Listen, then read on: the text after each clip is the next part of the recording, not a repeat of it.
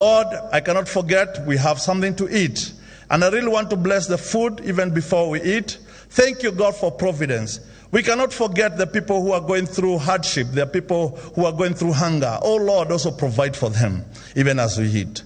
Oh, Lord, we sanctify this food in the name of the Father, the Son, and the Holy Spirit. Amen. God bless you. Thank you, Bishop. God bless you so much, Bishop John Thiongo, for reading us in prayers. And now that he has prayed for food, of course, we shall start serving our lunch. But before then, as we enjoy our soup, I will call the Vice Chairman, Mount Kenya Foundation, Mr. Titus Imbui, who will set the objective of our meeting today, and as we continue flowing in the program. And of course, as usual, he will be my co-MC. Karibu sana, Mr. Titus.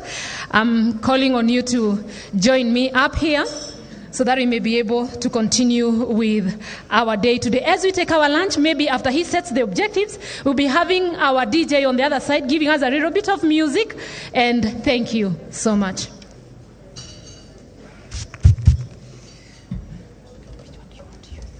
Which one do you want to use? No, let me use this.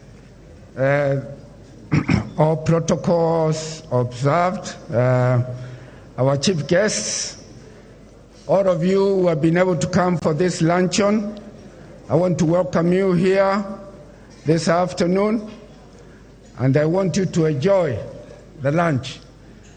I've had confirmation from the hotel. It's a fantastic meal. Let's enjoy it. Then after the lunch, I'll come back here and run the program. So that's how. So I want you to enjoy your lunch.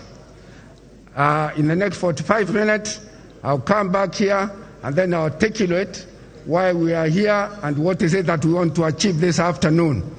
So enjoy your lunch, ladies and gentlemen. Thank you very much.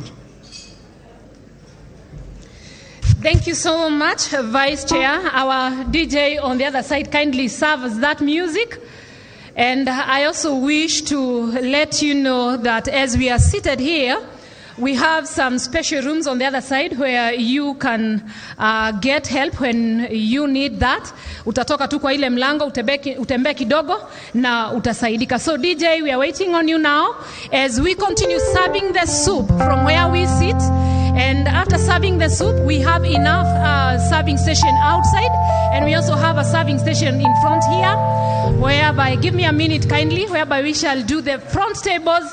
We serve from the inside, especially on this side, and for the people who are seated from behind, we can serve from outside. Thank you so much.